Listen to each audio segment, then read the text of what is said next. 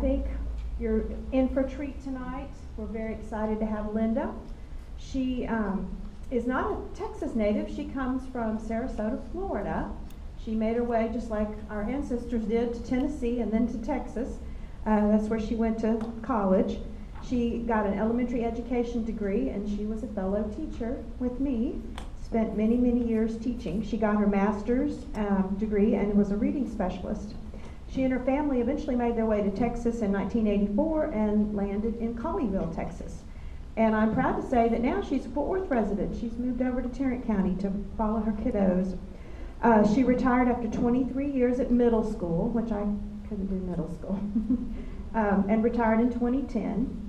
And she's used all her retirement time to pursue what she really enjoys, which is history, and American history in particular, the early colonial period. And she is combining her genealogy skills with her history skills, and she's even taken up some speaking. And she loves, like a good teacher, to put on a costume and kind of impersonate a person to help make it more alive for those that are listening. She also is a musician and plays in her church orchestra, the viola. She has gotten interested in her lineage societies and genealogy groups. She is a member of DAR and Colonial Dames of the 17th Century, where she is now serving as a vice president. And she is our past president of the National Society U.S. Daughters of 1812, which that's where she's gotten all this information about 1812. She's also a member of the Grapevine Name Droppers Genealogy Group and the Genealogy Association of Colleyville. Will you help me welcome Dolly Madison tonight? Linda's going to portray Dolly Madison. Greetings, everyone. I'm so glad to be here. And I understand that you're interested in researching your 1812 ancestors. And you know what? I think I might be able to help you, because you see, I lived back at that time, because I'm Dolly Madison, and my husband was James Madison, who was the President of the United States during that war. In fact, he and Congress passed they helped to declare the War of 1812. And so sometimes it's called the Mr. Madison's War. And then there's also, it was sometimes called the Second Revolutionary War.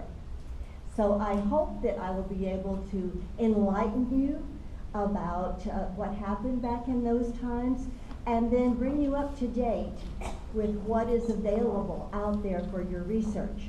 Because the research today is so much easier than it was when we would have to go to the counties and to the courthouses and try to look through all those big books. And it's right online now. And so I hope every one of you has a handout, because that's very important with this presentation, is to be able to follow along and maybe make some notes, or maybe make a star besides one that you think that will be a help to your researching. So we will begin.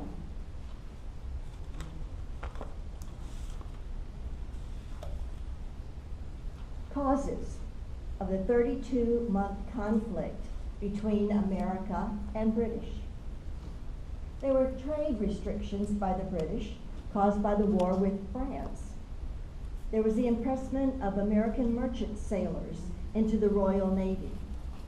And the British supported the American Indians against the American expansion west. All those were causes.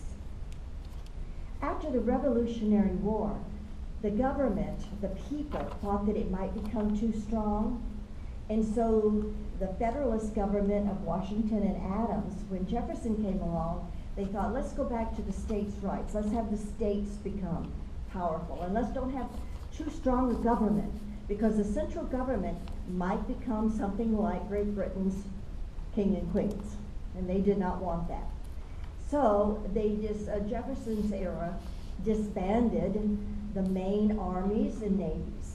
There was just a small group, not very many at all, that was part of the Navy and the Army and Marines. They also disbanded the central bank, because they thought, okay, if one place had all the money, it would have too much power. So when they did that, then the states began writing their own money again. And that was not easy, because then it was hard when we went to war to be able to collect money enough to rebuild the Navy and to restock the supplies for the military. The problems arose on 3 different fronts. It was difficult trading our goods with other countries while France and Great Britain were at war. We wanted to give our goods back and forth between France, well, the Great Britain would stop our ships. If we wanted to go to Spain, they would still stop our ships. And what would happen is they'd come on board, and if anyone spoke English, they said, "You're British, you have to go back, you're a deserter." And they would impress our soldiers, or sailors. When they were in town at a harbor, quite often, they might have obtained a little bit too much to drink, and all of a sudden they wake up and they're in the bottom of a British ship out into the seas. They were impressed by gangs of men who collected money for doing that. America wanted Canada to become part of it. And so in the Revolutionary War, we really thought that Canada might come over and both countries would go against Great Britain. That didn't happen. Canada was just fine with Great Britain being their parent country. So we thought if we went in quickly during the War of 1812, that maybe Canada would decide to come over. And if it didn't, then we would use it in negotiations later on. Well, when we attacked Canada, it didn't go very well at first, because the British had allied with the Indian tribes. Tecumseh was an able-bodied Indian, was able to have an alliance with many different the Indian tribes, and his brother was called the Prophet, and they were very successful raiding along the frontiers. We went into Canada, and we actually burned York, their capital, and York is now Ontario. They didn't like that, and as you know, later on, when they came to Washington, D.C., the British retaliated against that, and against us, and they burned Washington. And I'll tell you about that in just a minute. After 1803, that's when we gained the Louisiana Purchase territories. 828,000 square miles was added to America. And we liked that expansion. We wanted to push our people, and they wanted to go further west. The Indians didn't want us to come. That was their lands. And so they wanted to stop this migration. I want to tell you about what happened when the British came into Washington, D.C. My husband, James Madison, had already left with the cabinet, trying to flee before them and trying to get some of the troops to stop the attacks that was coming along the rivers and the Chesapeake and the Potomac. And so they went out to try to stop that and realized that the British were much too strong. So he sent some soldiers back to say, you better get all the papers together, put them in carriages, you need to get out of there at a moment's notice. Well, I thought, okay, I still had plenty of time, but I did get the china, and I did get some of the silverware out, and I got the actual papers. But I didn't get all of our property. We had my clothes, I only had a few dresses to my name, and there were a lot of things we left behind. Then 2 soldiers came rushing in and said, Mrs. Madison, you have got to leave. They're only about a mile away. The British have broken through. Well, I could tell the cannon was getting much closer.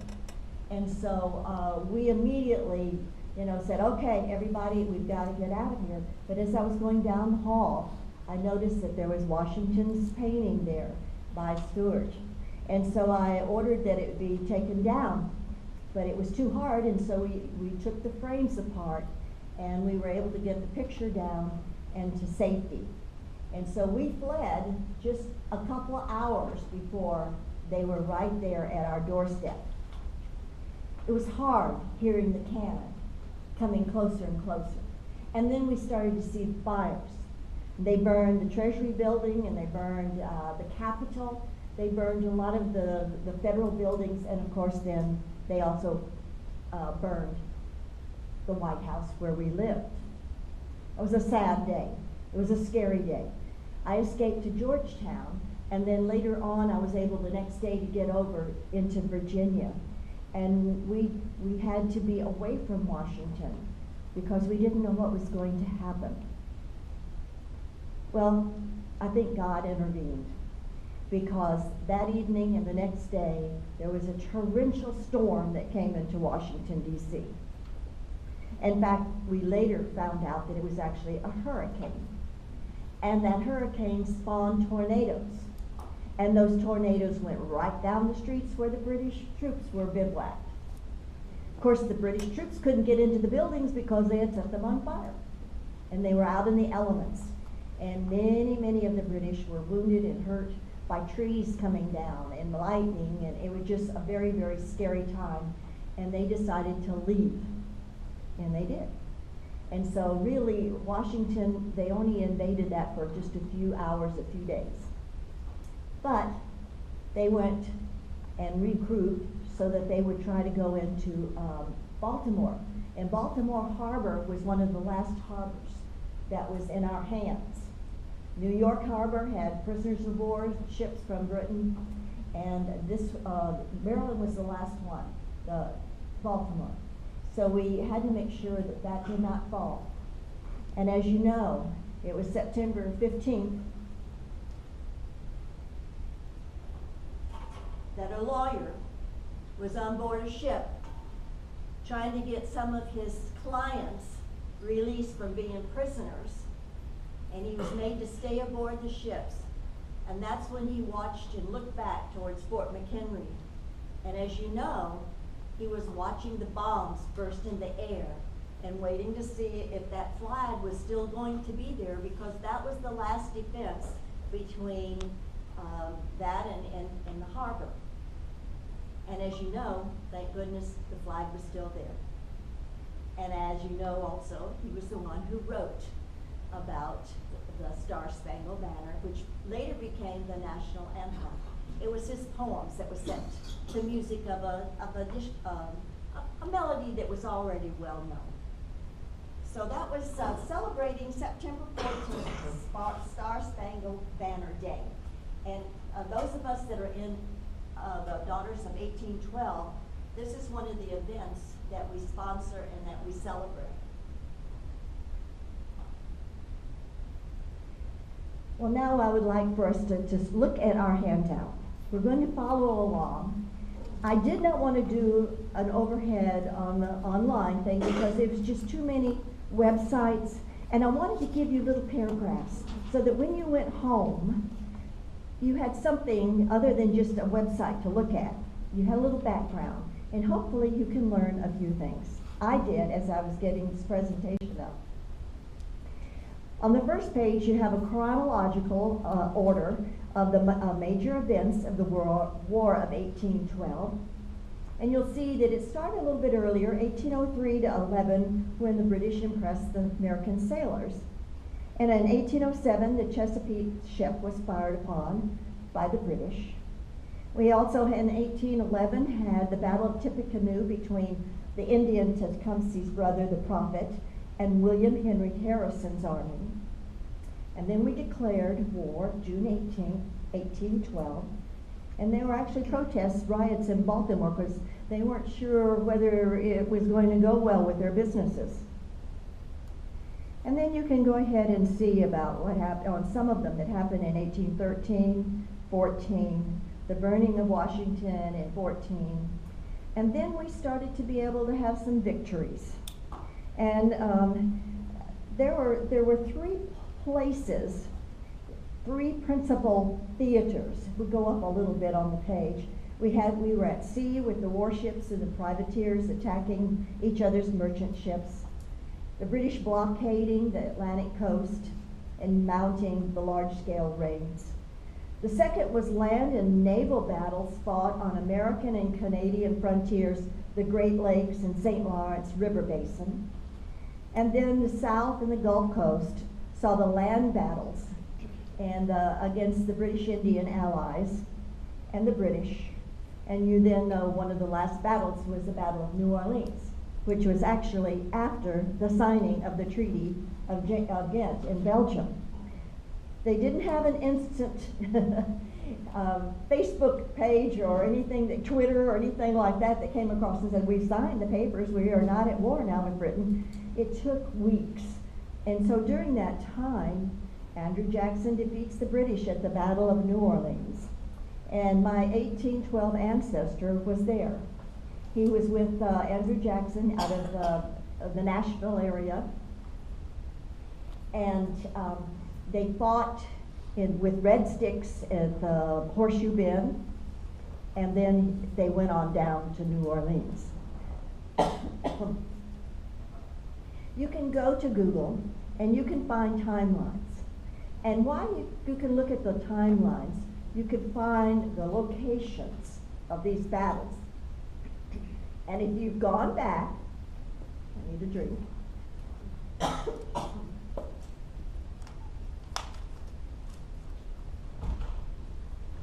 You will find that it will tell you what kind of a battle or skirmish was there. And it will help you as you go back through your parents, grandparents, great-grandparents, that you'll find what county they were in and what city they might have been in, or village, or frontier. And then you can look to see in those areas if there's any list of your ancestry. The timelines are available on Google, of course, and then more information, like we said, it's coming on board every day. And there's times when I have gone to a website and maybe something wasn't there, and maybe 3 months later go back and it's there. They're digitizing all along. We're lucky here to have a regional library. John Burgess, 1400 John Burgess Drive in Fort Worth, and then the old place out on West Felix, 501 West Felix. That's where I first started, and where I found my 1812 military record was there. There's about, if I'm not mistaken, about 17 of these regional national archives throughout the country, and one of them is here in Fort Worth. Okay, if we go to the next page. Basic sources. Where did these battles and things take place so that you can look? Check the sea battles. There were raids in the Atlantic coast all along, frontier regions of Canada borders, and the oceans. National Archives, of course, is the most important. Many categories of military records are there. These military records help to trace the family's migration across the country. You have maritime law of Army, Navy, and Navy records, state archives in the different state capitals that have kinds of records of military rosters and documents. Don't forget the ancient or old 1811 to 1815 newspapers that were in these old cities. There's not a lot of them, but sometimes they had ads for the missing people, or they would note who had died in battle. So you might check that. Of course, your censuses from 1810 to 1820, and then later on they might give the record of a service of being in a war. Our best ones, it's a subscription, Ancestry.com, Fold 3 military records. The free one, Family Search, out of Utah. Internet Archives and Google, and of course your other search engines, books, libraries such as this one, and in Dallas, and those of you that may be up to the Grapevine area, it's an excellent library of genealogy in Grapevine. Okay, now, the U.S. government records in 1812, they're going to look a little bit different.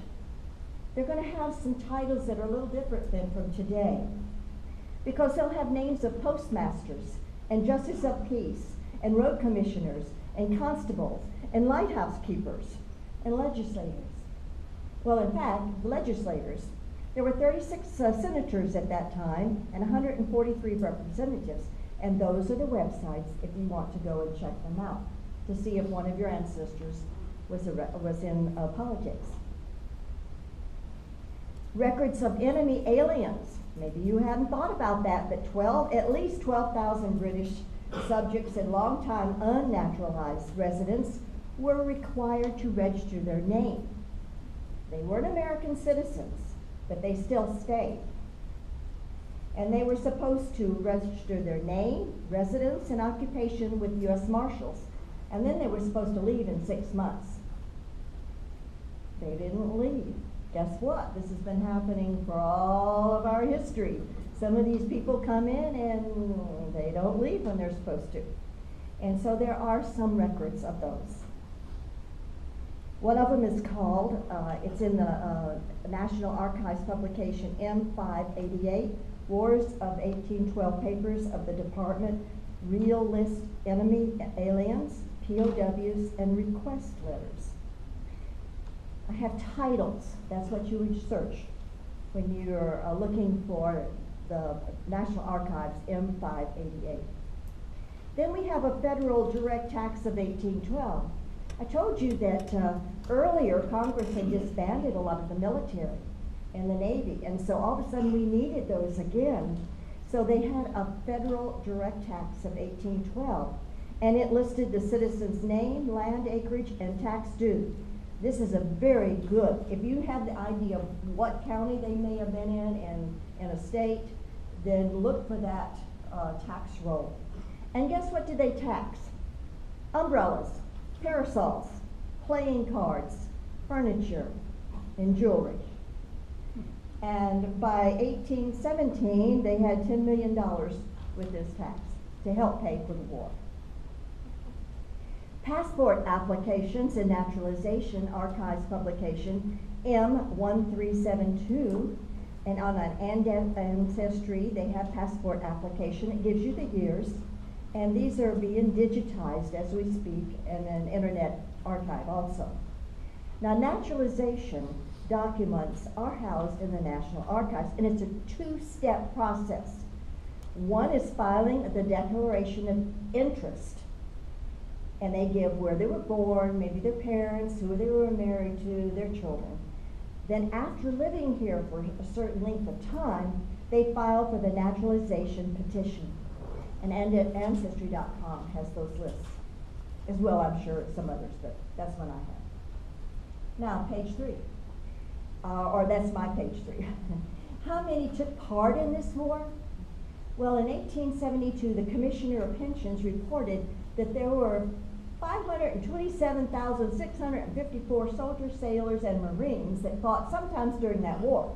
It may have been for only a few weeks. But out of that, only 63,000 in those years were regular military. Regular soldiers had to enlist for at least 5 years, and some of them became career people. We have a website that talks about the military resources and researching there, and new recruits for promised land grants. We'll talk about that in just a minute. By far, the militiamen were the ones that was really helping our country, the militiamen. But we would have only the state records, and only if they were called up by the federal services. Now, the militiamen were the hunters and the farmers and the small businessmen, the regular everyday person that really didn't want to be a soldier, but yet knew that he needed to defend his area, his town, or his state. And so they would, the militiamen would practice 3 or 4 times a year. And if they did volunteer and were called up, there's some good files on them. There's records from 1775 to 1902 on volunteers. M602 index to the service records of volunteer soldiers who served during the War of 1812. And on them, you have your muster rolls, your payrolls, your hospital list, and the military orders. To order these, you might want to star this right here. Service of pension files from the National Archives online, and that's your website. You can also file it by NATF Form 85, which is on pension and bounty land warrants, or Form 86, the service records. In these records is an index card that names the regiment, the state served, and the ranks that they held. I also included the database, ancestry database for the U.S. Daughters of 1812. And there's a public site, and then if you happen to know someone, they can get you on the member site, and you might get a little more information. But they have a database with the names of the people that have been proven. Now, the regular officer and registers of enlistment. The National Archives has a collection army of 1798 to 1914. There's 83 reels. It's an M233.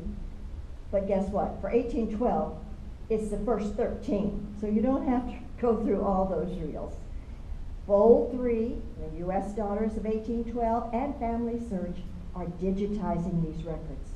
Because now, if you try to read them, and they're written out in hand, and some of them have faded because they're several hundred years old, it makes it very difficult. And we have people that are volunteering to read, and then to the best of their ability, to digitize those. Historical Register and Dictionary of the U.S. Army from 1789 to 1903. Now, are you looking at those years? It's not just War of 1812. You're going to have the Mexican War records in there. You're going to be having Spanish-American War, the Civil War. You know, we have all those records, and you'll just have to be careful of what area you're going to be researching in. Francis B. Heitzman has 2 volumes on the Historical Register and Dictionary of U.S. Army from 1789 to 1903. 60,000 Army officers' names. And if an ancestor was posted at a fort or an Army post, check that too with a microfilm. And it's called M617, Return from U.S. Military Post, 1800 to 1916. Marine sources and records. The Marines were the soldiers on board the ships. They were the ones that had the guns. The sailors are the ones that would sail the boats and go up the riggings of the boats and all that, whereas the soldiers manned the cannon and they manned the guns. There's a website. Officers are easier found than just the enlisted men. And then a man by the name of Edward W. Callahan has a list of officers of the Navy of the United States and Marine Corps, 1775 and 1900. That was his life's work, put those lists together. There's muster rolls for the U.S. Marine Corps. Ancestry.com has these also. There's a title that you'll be looking for. Family Search is trying to digitize these. The muster rolls of the Marine Corps, 1798 to 1892. And of course, Fold 3, that's a subscription, but you can come to the libraries, many libraries have them, and you can go and access them for free. And this has a list of men who served aboard the U.S. Constitution, that's Old Ironsides, and the USS Chesapeake. Now this next bit is a little astounding to me, the naval records. U.S. had 16 seaworthy warships in 1812 and 5,000 men. The Royal Navy, British, had 1,000 ships to our 16, 150,000 men to our 5,000. We had 448 cannon, and they had 28,000. David and Goliath almost, wasn't it? It's astounding that we were able to manage to oust them. Britain had 120 man-of-war ships. These were the biggest ships with 74 guns. The United States had 0. We had 5 frigates, of which one was the Constitution. It had 32 to 33 guns. We were relying mostly on the small gunboats, and there was just 60 there. Finding your War of 1812 naval ancestor, the National Archives has enlisted men from 1798 to 1885. The officers, it says the dates there, it gives you the website. There's 461 rolls of microfilm on muster and payrolls, list of personnel on ships and navy yards, and they're arranged by ship, place, and date. As of present, there's no named index, but it's under the T829 collection. We have Heritage Command's website there, and Callahan again, list of officers of the Navy, of the United States, and of the Marine Corps. Again, Fold 3, military records, on the records of the naval personnel, muster rolls, payroll, 1814 Battle of Lake Erie, there's your website. It names 557 officers and men of Admiral Perry's fleet. Admiral Perry captured the British fleet later on, and guess how many was in there? 6 vessels. So I think our idea of huge amounts of ships and huge amounts needs to be pulled in a little bit. There's the name of these books, the Battle of Lake Erie, and some information on Commodore Perry. I did not go into giving you a whole list of British ships in the Royal Navy. I only gave you one, but there are many. Going back to the Frontier Militia, Ed Gilbert has a book called Frontier Militia in the War of 1812 and the Southwestern Frontier, and a man by the name of Carl Edward Skeens, a citizen soldiers in the War of 1812. There's many other books too. Now, the Frontier Militia, they did not have any soldiers' uniforms most of the time. They had to bring their own supplies, their firearms, their ammunition, and a knapsack. If they had a horse, they brought it. If they had a sword, they brought it, and pistols. Now, they did very well because they fought differently than the British. These men had been in the French and Indian War. They had been on the frontier. They knew what Indians needed and how they were guerrilla tactics.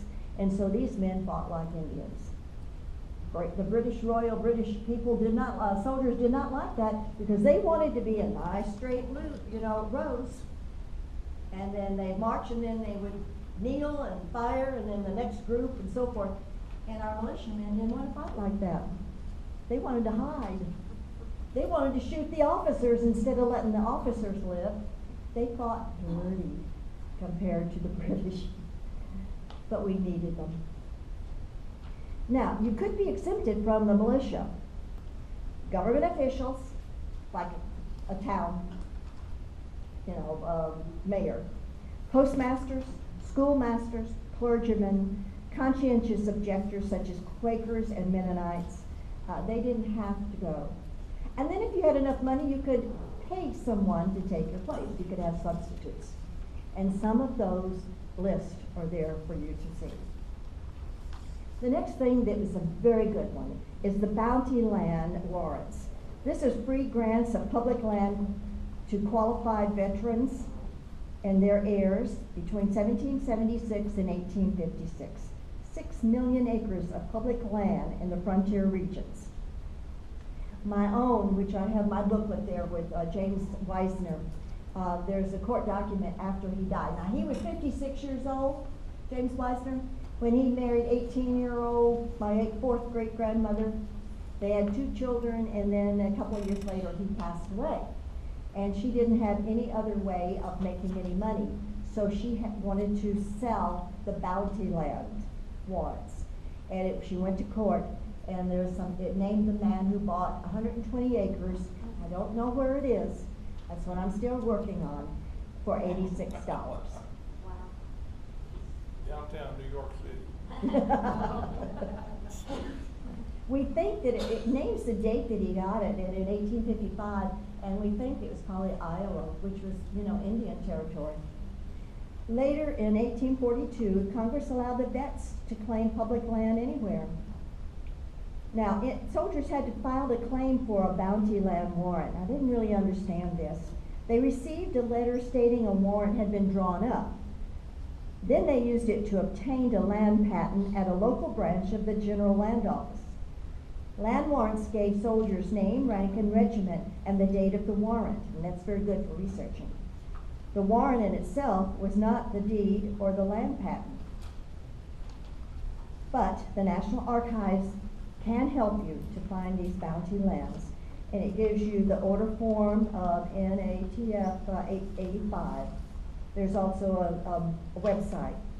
Now, 105 volumes of warrants and 4 volumes indexes of the War of 1812 military bounty lands and warrants, 1850 to 1858. After finding your ancestors' bounty land, I hope, warrant, then look to see perhaps if there was a patent or a document at the Bureau of Land Management. And you can sometimes find that on the Internet Archive.org. 1861, 4,850,000 acres of land was granted to the War of 1812 vets.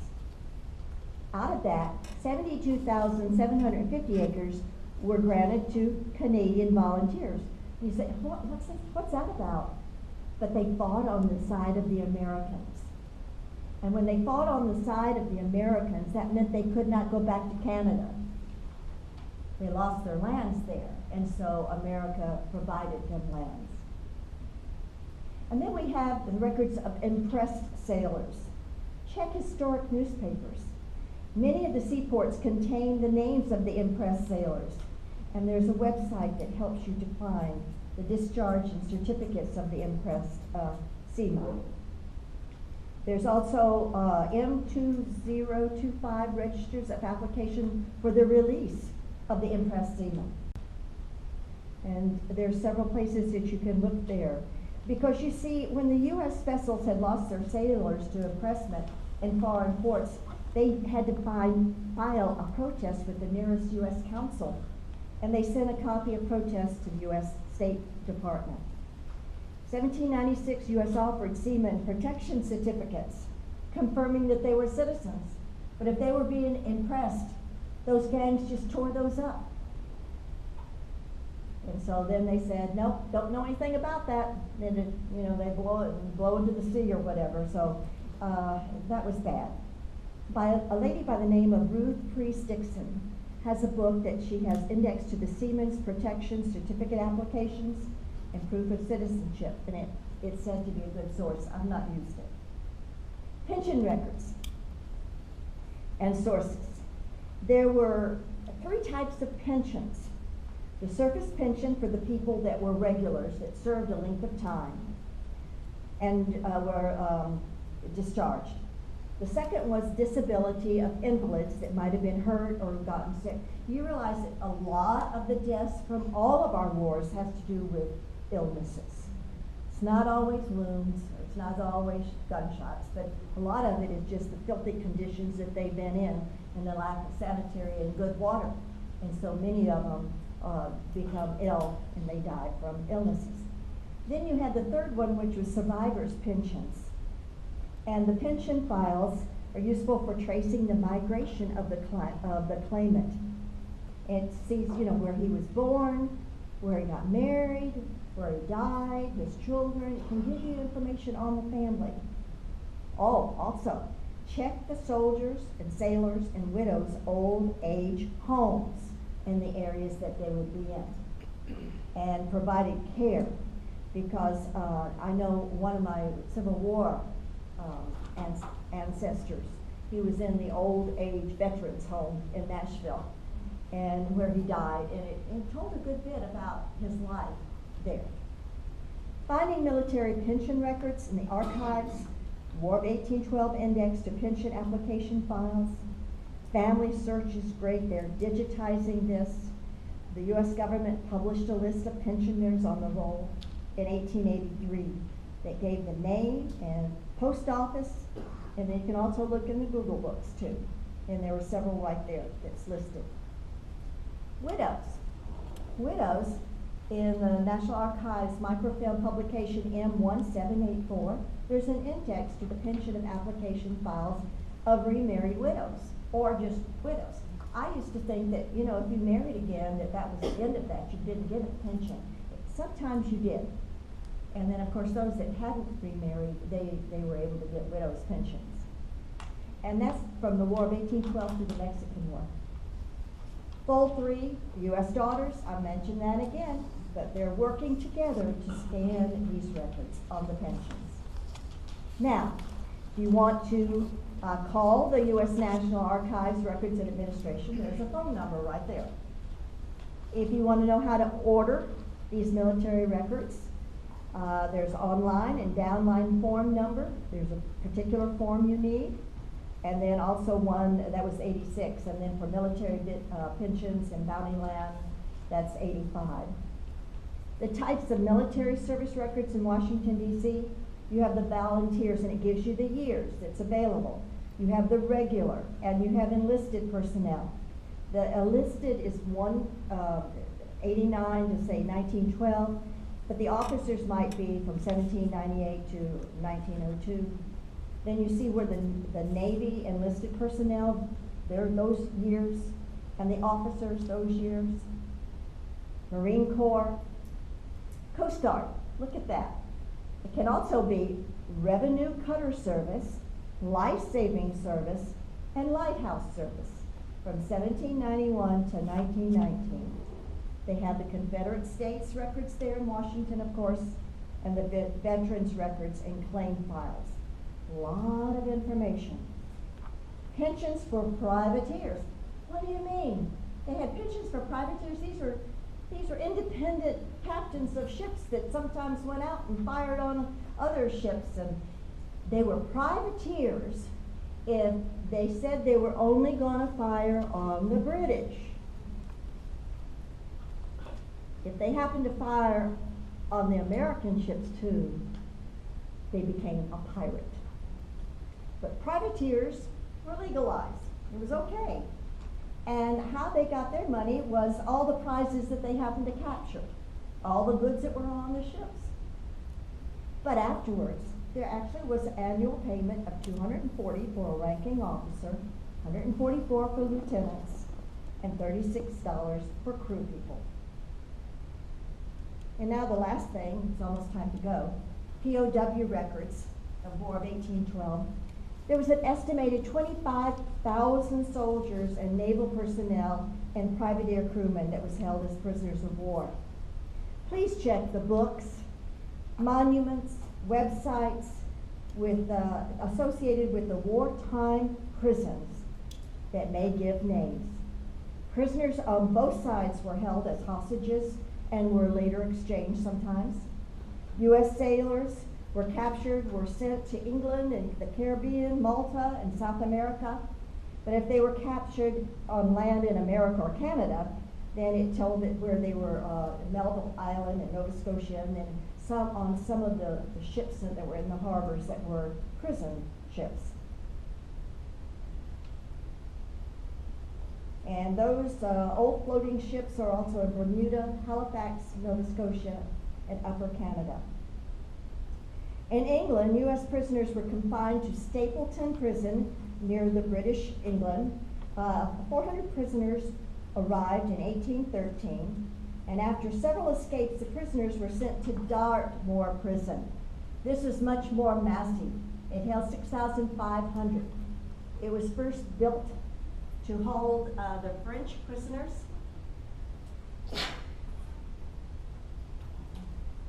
And this is about the time, it's much larger now, it's still a prison. This is in Dartmoor in Devon, England. and American prisoners were sent there. The French were there, and then when the war between the French and the British was declared over, they let the French prisoners leave, and a lot of the Americans that could speak French went with them. But why this is important is the fact that our certificate, now our certificate is like this big for 1812. It is the stained glass windows of this church. And when I got my certificate for being U.S. Daughters of 1812, and I'm thinking, what in the world do I have something that's over in England? We were fighting them. But it was to help remember that these soldiers were there, and over 270 of them died there. And they're in the prison grounds. And I'm actually the state chair for this committee, which is St. Michael's and All Angels Church in England. And we take up collections, and we've helped to, we're working on the tower, trying to save it so that it won't crumble. We've been working interior, and then also we're trying to get a fence around the graves. That's the Americans. And there's a church, and it's dedicated. I think it was 1910 that the U.S. Daughters of 1812 went over and dedicated this window. That was part of the prisoner of war. So that's a special place for us to remember.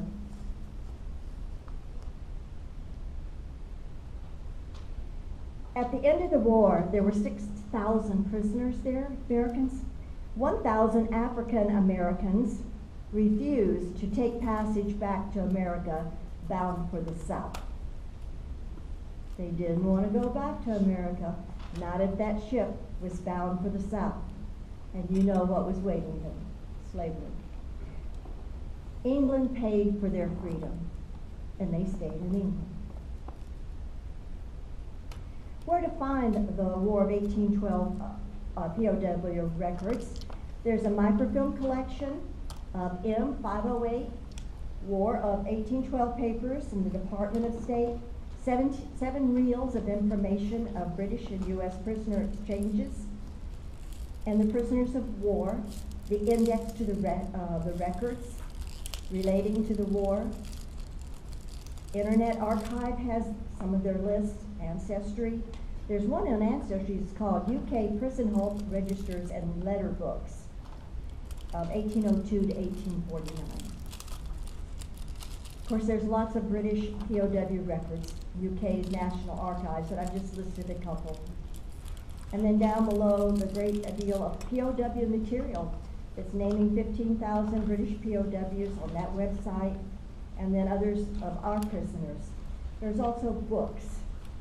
And in closing, I have a couple things I wanted to show you. How many of you started out with George K. Schweitzer? This goes way back. But he wrote so many of these books, and he was the first one that had, I think that was easy for us to get, that had maps, and it gave paragraphs, and it gave us information and where we could go find that. This book now, so much of that is online, but it's just a good handbook to have. I got most of my material, and I wanted to share this with you, from this book, Tracing Your War of 1812 Ancestors. And I think a website where you might be able to open it up, compiled by David A. Norris. And that's where I got a lot of this information, 95%. They also have, and this is why I want to show it to you, tracing your colonial ancestors, tracing your Revolutionary War ancestors, tracing your Scottish ancestors, tracing your ancestors on Google, tracing your German, tracing your Irish, and there's more. They're about $10 each. And they're excellent, because this is where I got a lot of this material. Now, as you know, this is published, and it takes a few weeks to publish, or it could be months, and so things may change, and a site may have more available. It's all being updated. but this is a wonderful hand book with it. It's very, very, very helpful for me. I hope you have gotten a little bit more information on the War of 1812. There's a handout back there that if you are interested, it tells you how you would identifies the things that you would need to do to become an 1812. This would be a lady's 1812 daughters. And there's a handout on that, and it gives you also the register's name of our chapter, which is General Edward H. Tarrant, which our Tarrant County is named for, and he was in 1812. And he's buried over in Pioneer Cemetery. And the 1812 has a monument out in front of the courthouse, and then there's a monument in the cemetery. So thank you very much. I've enjoyed this.